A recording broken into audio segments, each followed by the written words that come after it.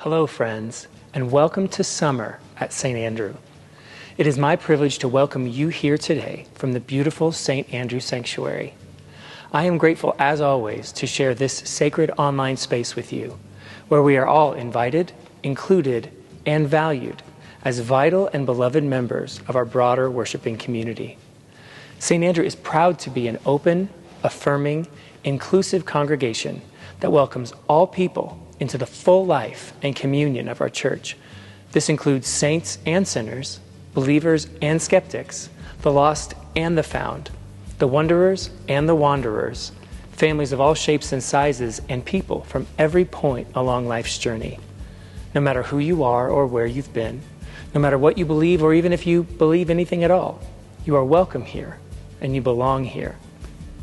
If you have any questions about our church, prayer requests for our care team, or if you would like to get in touch with a member of our pastoral team or staff, please email info@gostandrew.com. If you would like to explore deeper engagement with the St. Andrew community through our many classes, group life gatherings, service opportunities, and a host of summer events, you can visit our website or email us directly at connect@gostandrew.com. We'd love to hear from you. Just as a reminder, our full Sunday morning worship services, complete with music, prayer, announcements, liturgy, ministry spotlights, and the sermon, are live streamed on our YouTube page each week and permanently archived for viewing anytime. Lastly, to contribute a financial gift to the work and ministry of St. Andrew, you can always visit gostandrew.com/give or text St. Andrew to 28950. And now let's listen together to this week's scripture and sermon.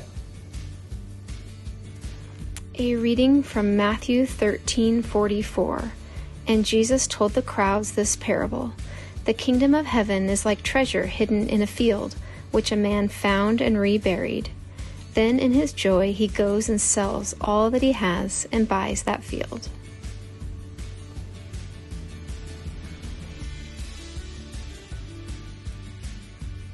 The kingdom of heaven, said Jesus, is like a treasure that somebody hid in a field which someone else found.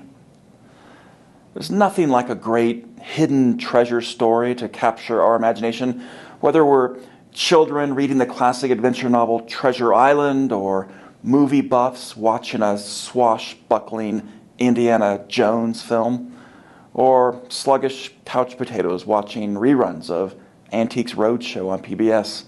We all love a good story about someone finding a treasure chest of jewels, gold, or questing after the legendary Holy Grail, or stumbling upon some rare 15th century Chinese vase at a sleepy neighborhood yard sale. Because we can all imagine the sheer unexpected joy of finding some hidden treasure. A Northern California couple was walking their dog on their 7-acre property a few years ago when they stumbled upon a rusty metal can partially buried in the ground. And that can and the dozens of others they unearthed contained about 1,400 gold coins buried over a century earlier during the gold rush, valued at $10 million. Crazy luck. Sheer joy. A great hidden treasure story, isn't it? Just like the one Jesus once told about another purely accidental, unexpected find. Like that couple, this guy in Jesus' parable wasn't looking for hidden treasure at all. He was just minding his business with no idea what was buried in the field that day. Except in this story, the field in which he finds the hidden treasure does not actually belong to him. He's just a field hand plowing his boss's plot of land when suddenly and unexpectedly the plow blade hits something hard beneath the surface, and he stops and he bends down on his knees and he pushes away the dirt, discovers a treasure. And this is where the story gets just a little sketchy, right? What will he do about this new, potentially life-changing discovery? I mean, the field doesn't belong to him. This newfound treasure is not technically his. what would you do? Would you call over the landowner? Spill the beans? Our field hand does not. Instead, he casually looks around to see if anyone is looking, and then discreetly kicks some dirt over the treasure to cover it back up. Next, he tells the landowner that he's going to take an early lunch break, and then he quickly drives straight to the bank, where he withdraws all his savings. Then he returns to the landowner and he says, I have this crazy proposition for you. I've been thinking I might like to buy this field. I don't really know why. Look, the soil is rocky and barren, probably worthless. Come to think of it, I'd be a fool to buy it. Never mind, forget what I said. Unless, look, you're a good businessman, I'm a motivated buyer, and you caught me here in a moment of weakness. You've twisted my arm enough already. How about I just pay you cash for the field right now, before I come to my senses and change my mind? And I know you're thinking this guy is a complete weasel, a total schmuck, right? Doesn't he have a moral responsibility to be honest about that buried treasure? Isn't there some contractual legal obligation here to fully disclose everything he knows about what's really in that field? Well, if you want to go full Columbo on this guy, you'd have an open and shut case probably. But then you'd completely miss the point of the story. Jesus isn't giving us a lesson here on real estate law. He's telling us what the kingdom of heaven is like, or, if you will, heaven on earth is like, whenever we finally discover it and unearth it, uncover it. When we finally encounter it, he says, when at last we come to see that God's will, that is, God's highest purposes and aims and ideals, has come on earth as it is in heaven, and the divine reality then is fully revealed to us, will we do anything necessary, everything necessary to claim it and to live for it, to make it happen? Will we cash out for it, sell out to it? Will we push all our chips to the middle of the table to win it? Put all we have on the line to get it. All because we just long for the joy of finally having it. The story is not a moral about finding lost money or experiencing financial hardship or windfall. It's a parable about the lengths to which we will go to bring heaven on earth in the here and now. And it asks each of us, how far are you willing to go to bring heaven on earth? 3 years ago, a man named Jack Stoof, after a very long search, found a real chest of gold and jewels that decades prior had been hidden in the Rocky Mountains by another man named Forrest Fenn. The legend of the Fenn treasure is a great hidden treasure story, probably closer to what Jesus had in mind when he told his story about hidden treasure. In 1988, Forrest Fenn, a war hero, poet, and art dealer from Santa Fe, New Mexico, was diagnosed with terminal cancer. This diagnosis inspired him to hide a treasure chest of gold nuggets and rare coins, jewelry and gemstones, somewhere, he said, in the Rocky Mountains, quote, north of Santa Fe. All with the purpose of creating this widespread public search for it. Fenn actually recovered from his illness, but in 2010 he wrote a book, The Thrill of the Chase, which included a poem that revealed hints and clues about where the treasure, valued at $2 million, was ultimately hidden. And suddenly, the public chase was on. Over the next decade, thousands of people from all over the world journeyed into the Rocky Mountains in search of the Fenn treasure. 5 people died in their search. Others went bankrupt. Many spent countless years hunting for it. In 2020, just 3 months before Fenn died, this 32-year-old medical student from Michigan found the treasure somewhere in Wyoming. It took Jack Stoof 25 full days over the course of 2 full years of planning to find it. And what Stoof said upon being interviewed contains, I think, the whole meaning of the parable that Jesus told about that hidden treasure. Stoof said this: "I'm a little embarrassed by how obsessed I was with it." Obsessed. Is there anything of great meaning or purpose that you just obsess over? Anything for which you are going to some great length to find, to claim for yourself or for the world? After you list the obvious, your grandkids and kids, if you have them, your spouse or your partner, if you have one, your family, of course, your closest friends, what else beyond all those are so important to you that it almost feels sometimes like maybe you obsess over them? One of our greatest struggles as humans is knowing what's worth obsessing over, what's worth pursuing above all else, what's so important that we will drop everything and spend our last dime, every last minute, maybe even our very last breath to get. Jesus once said that where our treasure is, there our hearts will be also. He said that because he understood that we will always give our attention, energy, resources, brain power, our very souls to what we deem most important in life. But our problem, of course, is we don't always know or recognize what's most important. In the modern world, it can all seem so important. We obsess over nearly everything. The job, the promotion, the bonus, the office with the view, the grades, the game, the SAT, the right college, even the right preschool, the car, the house, the retirement account. I can go on, but it can all feel so important, right? As a part of modern life, we as humans tend to buy a lot of fields over the course of our lives, pouring everything we have into them, believing that there is real treasure buried within them.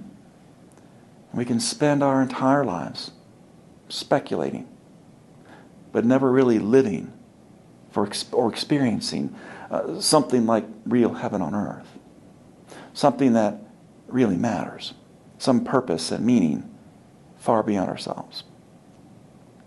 The Greek word for treasure in this passage is a word that kind of sounds familiar, thesaurus, of course, from which we get the word thesaurus.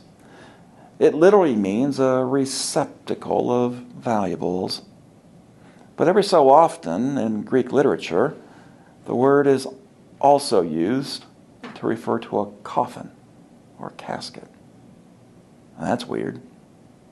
It's as if the parable of the hidden treasure might be saying, look, the kingdom of heaven is like when someone finally discovers that most vital and beautiful and purposeful part of themselves that has been buried for far too long. Every day we make choices on which fields we're going to buy, sometimes not even knowing what's worth our investment. How do we know? How do we avoid burying ourselves in the very fields we buy? I read some helpful advice from the business writer Susie Welch years ago. It actually sounded like something Jesus might have said. Welch's advice for how to decide upon what's most important is what she calls the 10-10-10 principle. She suggests that we think about what we're going to give ourselves to, our time, our energies, on 3 different time frames. How will I feel about it 10 minutes from now? How will I feel about it 10 months from now? And how will I feel about it 10 years from now? Honestly, I have been following Welch's advice for about 10 years. There is deep wisdom in it. Last month, I began my 10th year as senior pastor at St. Andrew. Back in 2014, when I made the decision to move my family from San Diego to Denver, Look, the jury was still out in the first 10 minutes. I mean, on the one hand, it felt wonderful and validating to be wanted and needed by such a great church with so much potential. On the other hand, Lori thought I lost my mind. She might even have been giving me the silent treatment for a while. So the decision required more than 10 minutes for a verdict. Within the first 10 months of making that decision, we had arrived in Denver. Lori was finally talking to me again, at least a little. But every time my pastoral plow blade hit something hard in the field of St. Andrew, it just felt like another rock, sometimes even a landmine. There weren't many treasures yet unearthed at that time. It was just hard work in very challenging times. And who in those first 10 months could really say that it was a great decision for me or even for the church? But almost 10 years later, we've hit more than a few buried treasures. And Lori is actually, on most days, talking to me again. And there's no question about the decision that we made 10 years ago. But here's the thing. Most of us tend to make our decisions based on those first 2 tens. Will it make me feel good in 10 minutes? And will I be happy about it 10 months from now? Short-term bliss, but long-term loss. We tend to live for the moment, but not always in the moment.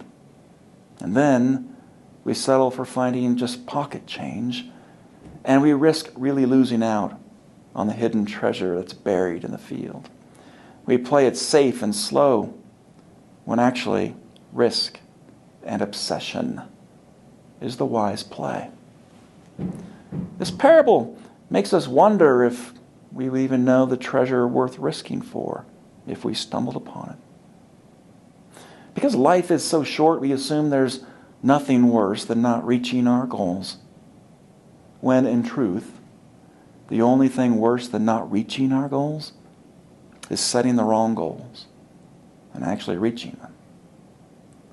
This parable, it calls us to take risks for what matters most and to not waste time. You saw it. That field hand, he drops everything. He runs to the bank, he empties his accounts, he cuts a cash deal for that field right on the spot. And Jesus says, what about you? Once we get past the essentials on that personal list of all the things we obsess over, especially the people we love and will do anything for, what's on that list for you? Are you living for the next 10 minutes or the next 10 months or for the next 10 years? What more enduring treasures are you pouring yourself into? Are you giving your precious time and energy and love to? Are there fields out there that you need to buy? What fields are you buying? Your spiritual life, your relationship with God. Maybe it's alleviating childhood hunger or eradicating gun violence or climate change or racism or suicide. Whatever it is, that buried treasure in those fields. This parable calls for urgent action with a long-term mindset. How we spend our days, says the writer Annie Dillard, is how we spend our lives. In my office, along with other sacred relics scattered among my bookshelves, is displayed my most holy relic of all, a bobblehead of Roberto Clemente. I was 4 years old when Clemente died. I never saw him play baseball, but he's always been one of my heroes.